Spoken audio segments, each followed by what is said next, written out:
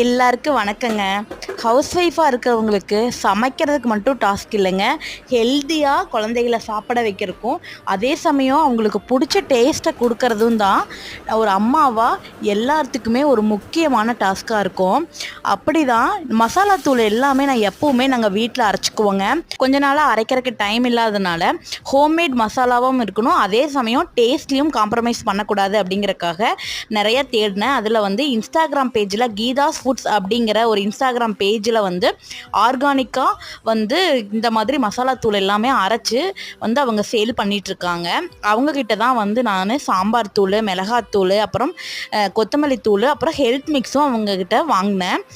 தண்ணியில் இந்த health mix போட்டு கொதிக்க வச்சு அதில் பாலும் நாட்டு சர்க்கரையும் கலந்து குடித்தா ரொம்பவே சூப்பராக இருக்குங்க. இது குழந்தைகளுக்கு தாராளமாக கொடுக்கலாம். எல்லா மில்லட்ஸும் இதில் ஆட் பண்ணியிருக்காங்க. இவங்க இன்ஸ்டாகிராம் அண்ட் வாட்ஸ்அப் நம்பர் உங்களுக்கு ஸ்க்ரீனில் கொடுக்குறேன், செக்